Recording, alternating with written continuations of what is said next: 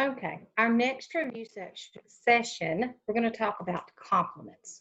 Okay, now remember when we talked about compliments, we have them in our journals. Mine's on page 64 in my journal. Okay, but the first thing we said about compliments is that they were sentence completers. All right, so some sentences need a complement, some do not. Okay, in our book, these are the pages that covered all of the different types of complements. Okay, now this is something that we covered when we were learning from home fourth quarter. Okay, so this would probably be a great section for you to get a little bit of extra practice because we did not get the chance to do any of this actually in class time. Okay, now the two easiest to find complements that we see most often are direct objects and indirect objects. Okay, so those are important parts of a sentence. All right, so when we get ready to find a complement, we had this in our journal. We had some short little steps of how we find it. Okay, so the first thing we need to do to find a complement is we need to find and say the verb. Okay, so this is going to be important for us knowing our parts of speech, boys and girls, because you have to find the verb or verb phrase to help you easily find the complement in a sentence. So after you find the verb, then ask yourself what or whom you're talking about. Okay, and when you find the answer to what or whom you're talking about, then you have found your complement. Okay, now here's something super important to remember. We are not going to find our complements in a prepositional phrase. Okay, I just jotted page 115 right here because in your textbook for language is on page 115 is a list of very commonly used prepositions. You guys know the preposition jingle. Okay, remember prepositional phrases, we would mark them on our sentences because we would say there were certain things that, the way we'd say it in class is that they weren't invited to the party. Okay, when we're looking for complements, prepositional phrases are not going to be where we find complements. It's kind of like they're not invited to the party. Because of that, okay, you see Miss White has added some directions here that I just wrote in that were not part of the original directions, but it's a very important step to take that will make it easier for you to find complements. Okay, they don't tell you to mark your prepositional phrases, but Miss Wyatt's telling you to do that because anything in a prepositional phrase is not going to be where you're going to find your complement. Okay, so I want you to pay attention to what we're doing. We're underlining the subjects one time. Okay, we're underlining the verbs 2 times. We're going to mark our prepositional phrases. If you remember the way that we did that, we put an asterisk over the preposition and then put the whole phrase in parentheses. All right, that's how we mark our prepositional phrases.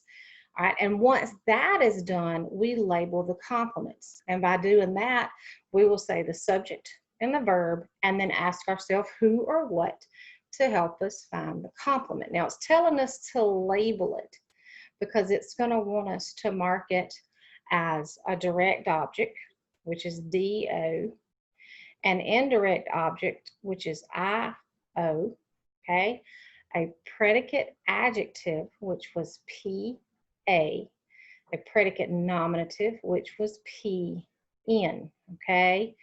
These two right here will be the ones that we use if we have an action verb, and these will be the two that we use if we have a linking verb, okay?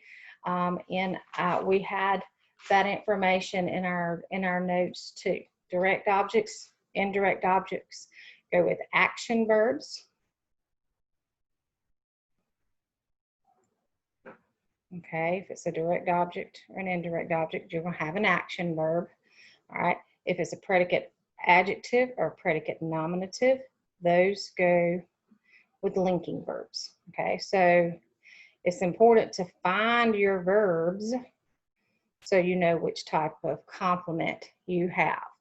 All right, if it's a linking verb and there's an adjective that describes your subject, then you have a predicate adjective. If there's a linking verb and there's a word that renames your subject, that's going to be a predicate nominative, okay? So I want you to look at this first sentence. I'm kind of glad they gave us this as a first sentence because they have given us, if you notice, we have a comma and a conjunction. They have given us a compound sentence, all right? Remember, when you have a comma and a conjunction, if what you have before that comma and conjunction makes a complete sentence, the kindergartners practice their songs for graduation. That's the complete sentence. Comma and a conjunction. If what comes after that conjunction is a complete sentence, the sixth graders rehearse their play. That's also a complete sentence. So what we have here is a compound sentence. When we have a compound sentence, we just treat this like it's a sentence, and then we treat the end of it like it's a separate sentence when we're finding our subjects and our verbs and our complements. So we're just going to take this first part because this right here could be a complete sentence by itself. Okay, it's called an independent clause. So we're going to follow the directions. We're going to find the subject and the verb. So the kindergartners practice their songs for graduation. Who is this sentence about? Kindergartners. So we'll underline that once. Okay. All right, so what did they do? What's the verb? They practiced. Okay, now remember this. Remember the extra step that we added. We marked prepositional phrases. For is a preposition. To find your prepositional phrase, ask yourself, for what? For graduation. There's your prepositional phrase. So really, this is all we're dealing with. Now let's go and use our hint. Kindergartners practiced what? They practiced songs. So this is our direct object, okay? Because we have an action verb. Practice is an action. And when we kindergartners practice what? The first thing we have that answers that is our direct object, okay? We can only have an indirect object if we have a direct object, but this is all we've got for this part. Now, if we look at the last part, the sixth graders rehearsed their play, okay? So what is your subject? Who's this sentence about? Okay, it's about the sixth graders. Okay, what did they do? They rehearsed. Okay, all right, now think to yourself, do I have any prepositional phrases? No, we only have these couple of words left. So now find your complement. Sixth graders rehearsed what? Well, they rehearsed the play. So that is our direct object. Okay, now that was divided into two sentences, two independent clauses that could stand on their own. So we treated them separately. Now I want you to look at number 2. Kelly diligently studied her spelling lesson and her vocabulary words. Okay, who's this sentence about? Kelly. All right, well, what did Kelly do? All right, she studied. Okay, did she do anything else? Always look for that. See if you have a compound verb. Okay, not studying is all she did. All right, so we know we've got our subject and our verb. Now, let's mark prepositional phrases. Look and see. No prepositions. So now ask yourself, Kelly studied what? Okay, well, she studied her lesson. All right, now we're not going to say spelling lesson because spelling is an adjective that describes the lesson. She studied the lesson. What else did she study? She also studied her words. Okay, again, we're not marking vocabulary. That's an adjective that tells what kind of words. Okay, all right, so kind of go through each step, all right, and try these out and come back and we'll talk about the answers. So pause, give them a try, come back for answers. Okay, first I was just going to show you these answers, but because this is something that we did during fourth quarter, I think we're just going to talk through each one of them real quick. So I know this may take a moment because of how many there are. So if you need to pause it or whatever you need to do, that's fine. But I want to be able to talk through them and explain them, okay? Especially since we did this while we were learning from home. So number 3, Miss Johnson told the children a story. Our sentence is about Miss Johnson, so that's our subject. What did she do? She told. Okay, now we look for prepositional phrases. We don't have any, so ask yourself, Miss Johnson told what?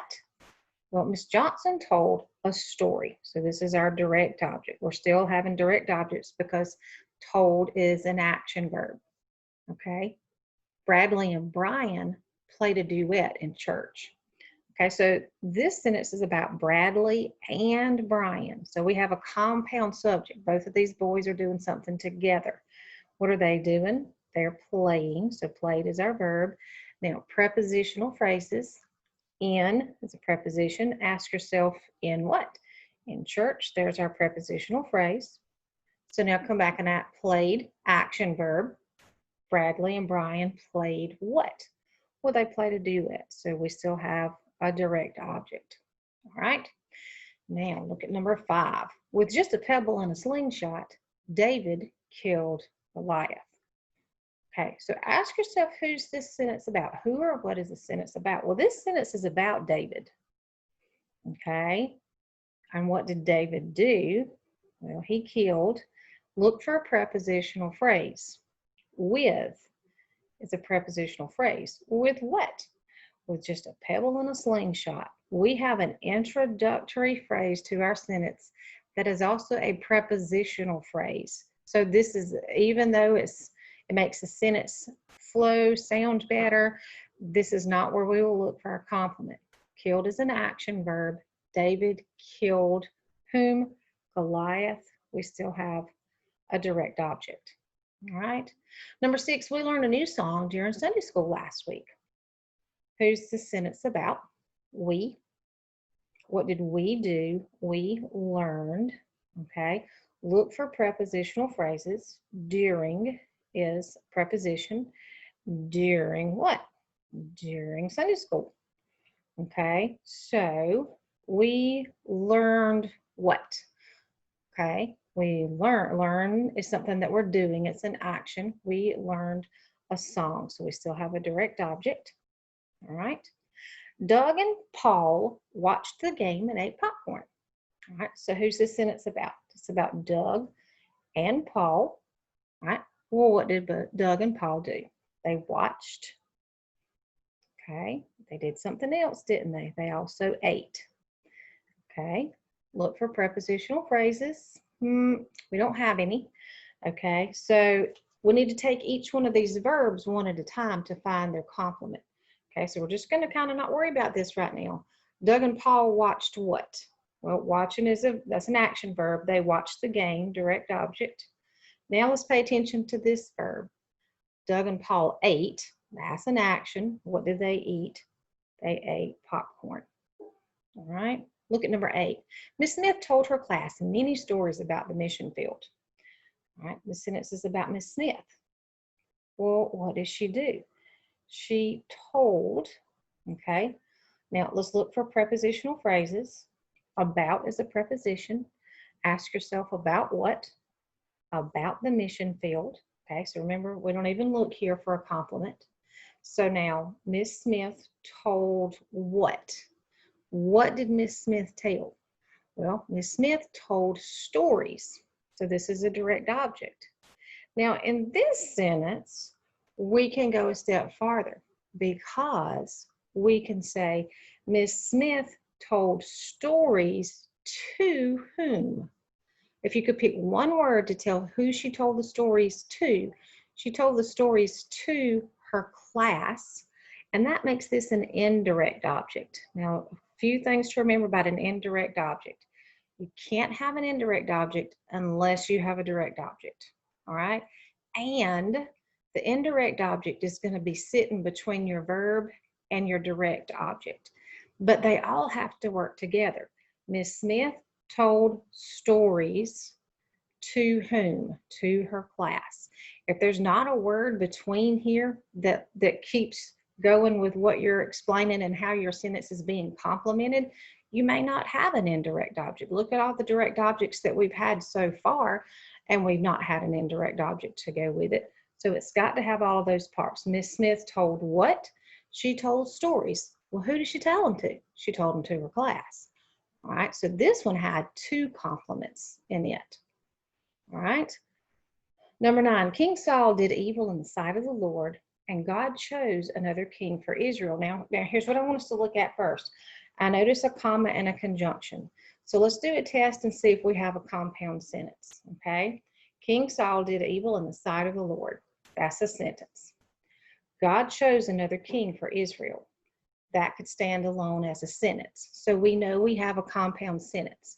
This is like number one. When we know it's a compound sentence, we just take care of one part of it, and then we take care of the other part of it separately for when we're finding parts of speech. So we're just going to look at the beginning. King Saul did evil in the sight of the Lord. This part of the sentence, this first independent clause, is about King Saul. Okay, what did King Saul do? He did. Okay, now let's look for prepositional phrases. In is a preposition. In what? In the sight. Of is a preposition. Of what? Of the Lord. Well, we don't have much to choose from, do we? King Saul did, what did he do? He did evil. Okay, it's a direct object. All right, now we can look at the other part of the sentence. God chose another king for Israel. Who or what is this sentence about? It's about God. What did he do? He chose, all right, look for prepositional phrases. For is a preposition. For what? For Israel. So now ask yourself, God chose what?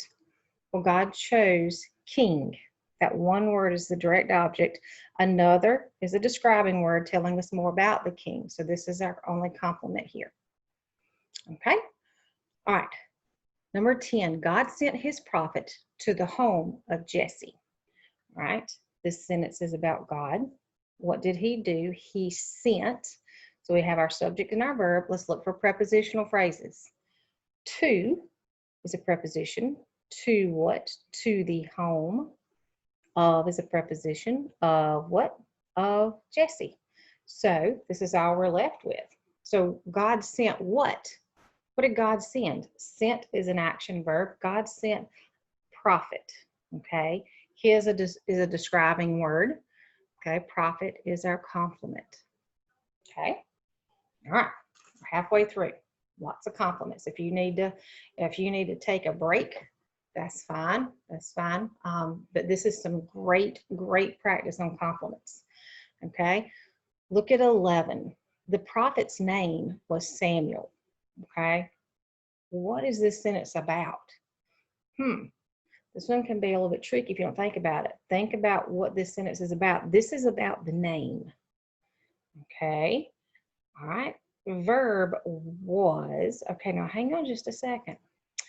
This is not an action verb. This is a linking verb. So this is where we get into our predicate adjective or our predicate nominative. Okay. When we get linking verbs and we get to predicate adjectives or predicate nominatives, remember adjectives are describing words, and since nominative and name both start with the letter N, we said that predicate nominatives rename the subject. Okay, our subject is name. Okay, so let's think to ourselves, since this is a linking verb and we know we have to choose between predicate adjective and predicate nominative, is Samuel an adjective describing the name, or is Samuel going to be a predicate nominative because it's renaming or telling another word that could be the same thing as his name? Well, his name was Samuel. So this one is a predicate nominative. Predicate nominative. Okay? And remember, the reason that this is not a direct object is because our verb is a linking verb. Okay, look at 12. Samuel saw Jesse's 7 sons. The sentence is about Samuel. What did Samuel do? He saw. Okay, that's an action when someone is seeing something. All right, let's look for prepositional phrases. We don't have any. So just ask yourself, Samuel saw what? If you had to pick one word to tell what Samuel saw sons. That's a direct object. Okay. 13. This one's a little tricky. None of these will be the king. Okay. Well, this sentence is about none. Okay. And none what? None will be. Okay, none will be. Okay, let's look for prepositions. Of what? Of these. Okay, none will be. This is not an action verb. Okay, this is a linking verb phrase. Okay, none will be what? None will be king. Okay, so let's think through this. Is king an adjective that's describing none, or is king renaming what none of these will be? See what I'm saying? That this one's tricky. Okay, none of these will be king. Well, king is, we're saying that this is not what they're going to be. Okay, this one is a predicate nominative. It's renaming and saying none of these are going to be king. This one's one of those bonus brain buster ones. Okay, all right. 14. Get your other son, Jesse. Okay, so in this one, y'all remember this. If a sentence begins with a verb and someone is being given a command, they're being told to do something, you guys remember that our subject is an understood you. Okay, so you get, okay, so you get, okay, let's look for prepositions. No prepositions, okay, so you get what? Okay, son. Okay, get is an action. This is a direct object. Okay, you guys are doing good. Keep toughing it out. Okay, David looked too young. Okay, this sentence is about David. This is the verb looked, okay, but let's start to think about this. We talked about how sometimes some verbs can be an action because somebody's doing something, but sometimes they can be a linking verb because they're describing. In this, David looked too young. Is he using his eyes to look for something? Is he looking for maybe deer as he's hunting? No, he's not. We're describing how David looks. That makes this a linking verb. Okay, so since this is a linking verb, we've got to think about predicate adjectives and predicate nominatives. Now, there are no prepositional phrases here. So David looked what? Okay, he looked young. All right, so is young an adjective that's describing David? Or is it something that's renaming David? No, young is not renaming David. It's an adjective that's describing how David looked. So this is a predicate adjective. Okay. All right, look at 16. Samuel anointed David as the next king. Okay, Samuel is the person doing something in this sentence. What did he do? He anointed. All right, let's look. Prepositional phrases. I don't have any prepositional phrases, so ask yourself. Anointed is an action verb. Samuel anointed whom? David. This is our direct object. Okay. All right. All right, look at 17. David felt humble and unworthy.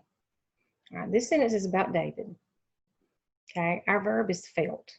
Okay, now this is kind of like 15. Think about the word felt in this sentence. Is David taking his hands and rubbing around and actually trying to feel something?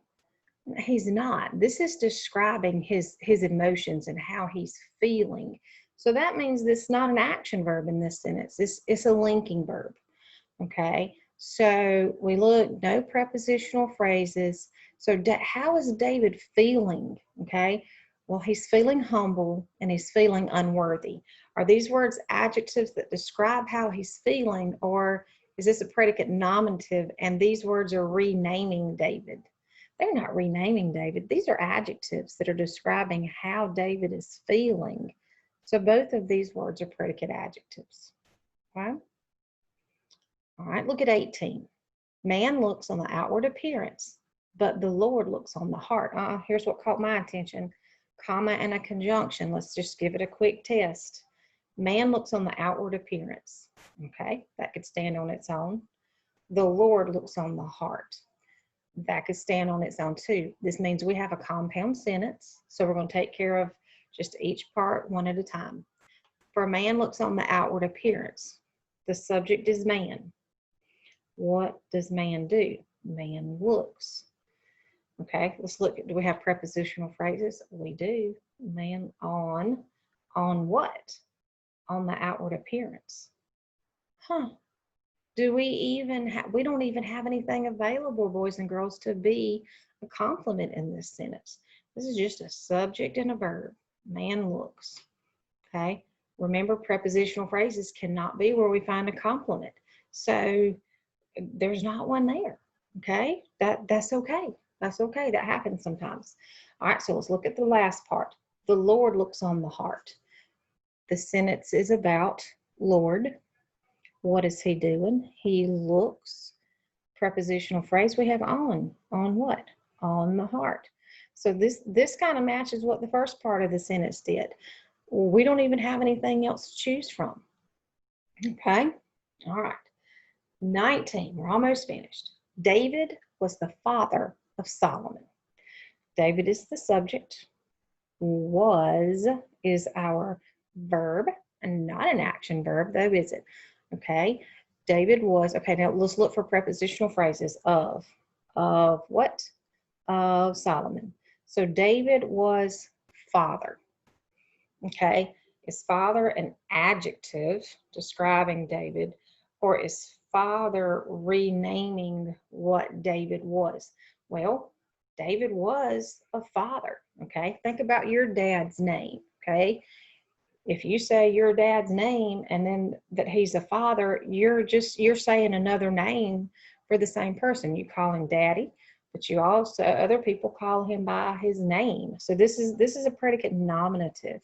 It's renaming him. It's not an adjective that's describing him. Okay, predicate nominative. Last one on this part, okay? David remained king until his death. Okay, it's about David. What did he do? He remained. All right, look for prepositional phrases. Until what? Until his death. So remain, that's a verb, action verb. David remained what? Well, he remained king. He remained king. So that's a direct object. Okay, I know that took a little bit longer, but since that's one we did during our learning at home, I wanted to be able to talk through each one of these. Okay, now look at these real quick. The way they wrote these sentences,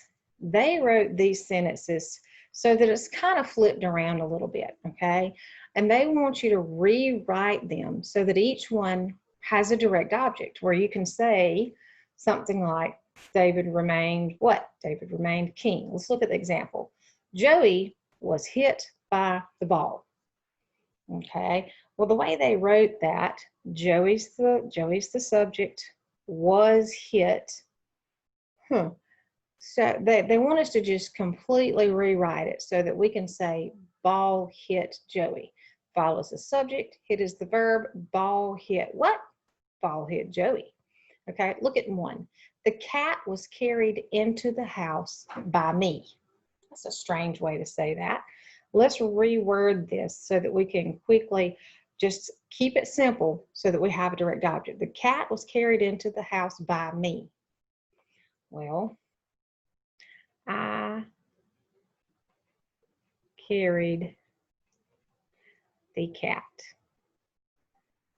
Okay. I don't have to include that I carried it into the house, but look, I is a subject, carried is the verb. I carried what?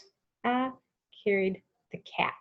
So see how I made it much simpler, but I made it easy to pick out the subject, the verb, gave it a direct object, and it still has the same, most of the same meaning. I left out the prepositional phrase because that's not where a complement or direct object is going to be anyway. Since they're asking for a direct object, that means all of these are going to have an action verb. Okay, so I'm going to pause it. You try the other ones real quick, and then I'll write in some suggestions and just show those to you.